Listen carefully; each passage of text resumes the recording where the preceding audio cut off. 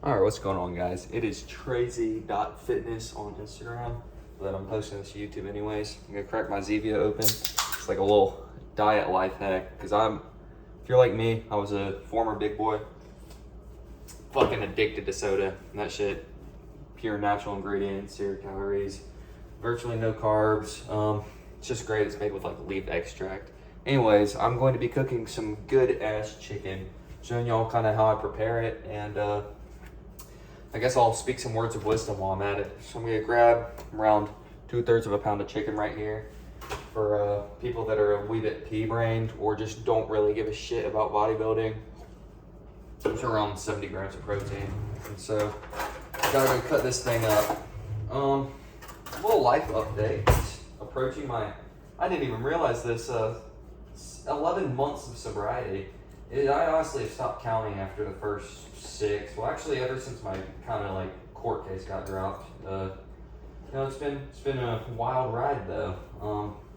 Been consistently working, which I honestly sometimes hate, but you just gotta be disciplined and deal with it before you find another opportunity for yourself. And that's kind of what I want to talk about in terms of this whole sobriety thing. I found a newfound just belief in myself. I was a very less ambitious teenager than most. I really had a mid GPA, which is going to stop me from going to a lot of schools my first year/semester, depending on how I want to manage my classes. But I've truly made leaps of faith during this whole journey.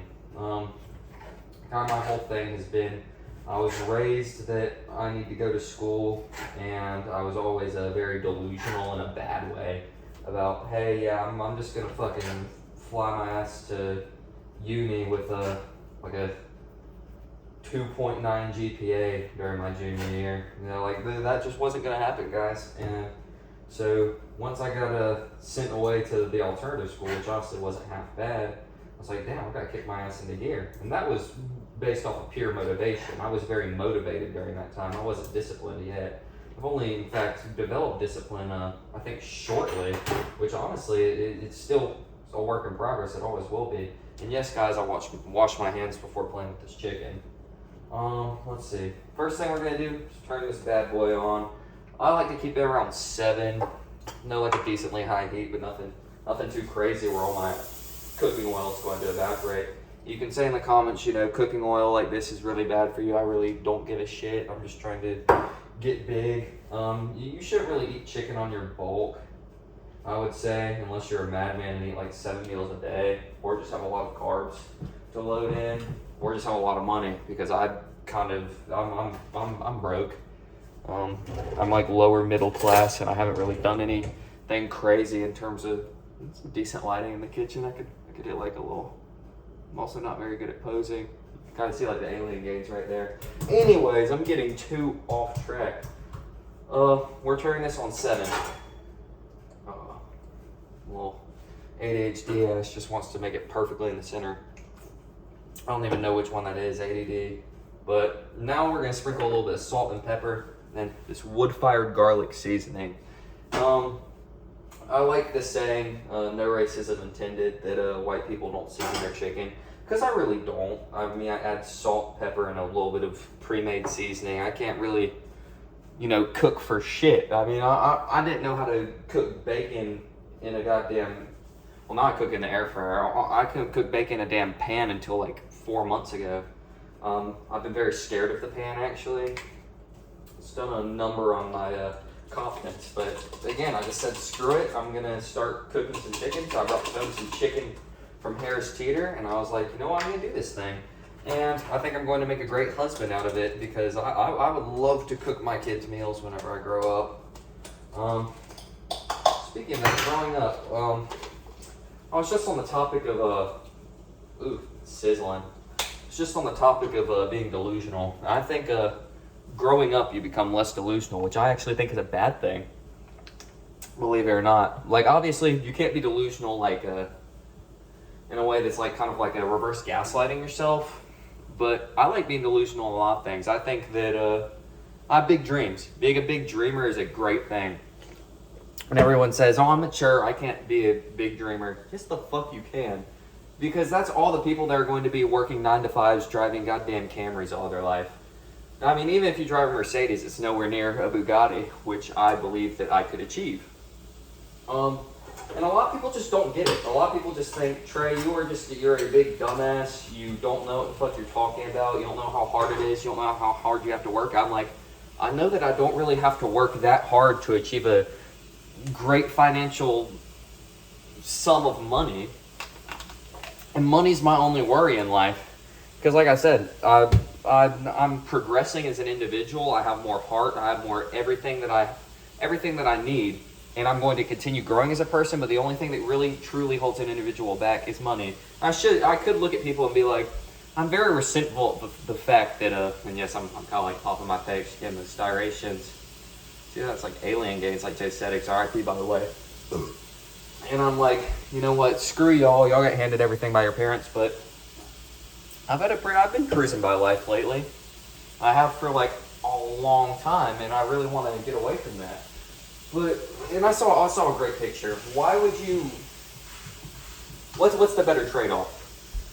Like in your late teenager years and like early 20s, sacrificing 5 years of like your early life for success, or sacrificing 60 years of your life because you want to spend the 5 partying.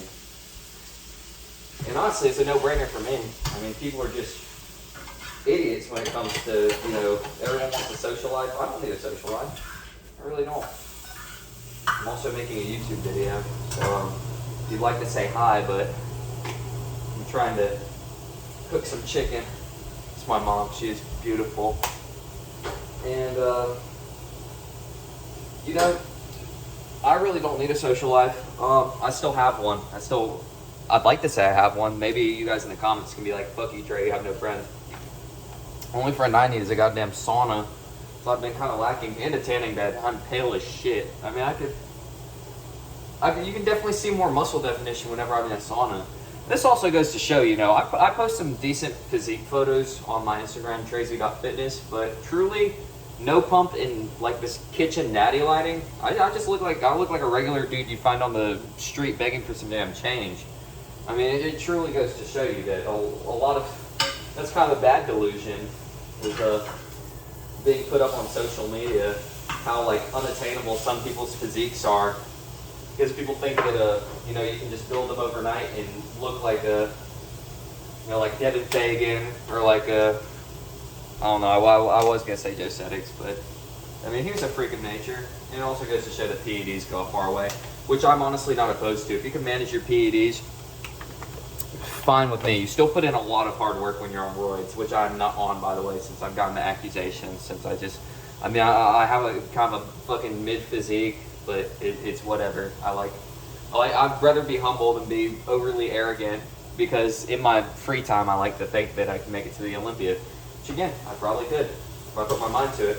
The point is, I found how powerful the human mind is over this last 11 months of my life that I truly just did not know.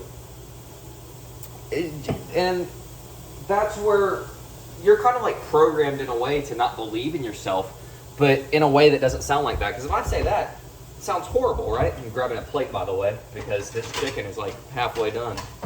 You're programmed not to believe in yourself at a certain age. You're programmed to believe that everyone has to fit in a system, and that's truly just not it. Maybe I sound like the homeless guy that you'll find in a Waffle House in 30 years, but believe me, if you find me in a Waffle House, I'm going to own 30 of them. Some people are very free-spirited, and those are usually the bums you find on the side of the street, which they aren't bums, by the way. They're actually much happier than 99% of America. But it's because they had all this ambition, they didn't do anything with it. So, what to do? What's my checklist? Obviously, stay at a consistent, disciplined routine. Over the next couple of weeks, I'm going to be making a little bit more content about just what's going on personally. Definitely going to go and quit my 9 to 5. 100%. That's what you gotta do. You might say, Trey, you are stupid. You're making a decent bit of money. Why are you doing this? And I'm like, because I have ambitions.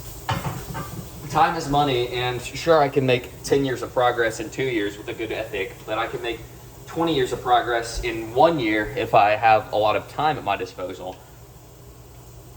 I'm not gonna go willy-nilly, you know. I'm gonna be like, I'm gonna have a structured savings, a structured allowance for myself up until I get things going. But truly, e-commerce is the way to go, guys. I'm not saying that it's like a little bum, like, oh, my parents do dropshipping, I can teach you dropshipping, I can teach you SMMAs, I can teach you all that. I can't, I'm a fucking beginner, but I have a belief in myself that if some motherfucker can do this thing from a goddamn Lenovo Legion from 2010, sitting in a hut in Africa and be making 6 figures a month, I could make a couple $1,000s a week, you know? I mean, it only takes like $2,000 a week to have 6 figures. After that, nobody can tell me what I have to do. If you're making 6 figures in your 20s, you can retire early. Because nobody makes 6 figures until they're like mid-30s, 40s if you're lucky. You know, money's evil. Money really is evil because it's got me thinking about all these. Money is legitimately making me sacrifice my last years of freedom, I guess, so I can get financial freedom. Because that is what is brought on to you whenever you turn 18, 21, get out of college, you know. That's why I'm choosing to not have a life and not worry about it. Because I don't give a shit about going out, partying, fucking doing any of this other stuff. Because what do you want in life? Do you want a legacy with a couple of buddies that you've had at a bar? Or do you want a legacy that's impacted people? I want to give back. I don't want to do this shit just to become financially free. I want to give back to people. Because that can kind of reverse all the evil that I've done by just being a part of corporate America, I'd say. It really is just, what do you want? What do you want for yourself? Do you want something better, or do you want just, are you comfortable? No problem being comfortable. I'm just saying. Some people are built different. Some people learn to be built different. But all of us are headed down a path. And I'd like to say there's a lot of paths that you can take, and it slowly narrows down. But you always start with a 360 view of your life. You know, you tell yourself as a kid, I want to become an astronaut, I want to become a fireman, I want to become a fucking, I said YouTuber personally, because I think a YouTuber would be badass. Shit's so good, by the way. But everyone loses it. I still think I could do anything I want. Maybe that's a problem, but I'd say give it 2 good years. It will not look like I have a problem. You know, I'll be fucking jacked. I'll be loaded, and most importantly, I will still be making content for people, trying to make people laugh, trying to make people be happy. Because I'm not going to lose sight of who I am just for the bag. Sure, I'm a bag chaser. Sure, I chase a lot of things actually, but most important thing I want to remind you guys is that no matter what, Trey motherfucking Z is about himself, but he still loves y'all. I love each and every person, even if it's 50 people that view this video, dude. It makes me happy that 50 people saw it. Imagine, if I had like a nice little family outing, nice little gathering with my subscribers, and I could fill out my house. And sure, my house is a little bit small, but you know, it's a good bit of people, and it just makes me happy. It makes me smile. Last lesson of the day is just smile. Just smile. Be nice to people. Positivity always wins. I love y'all. Bye.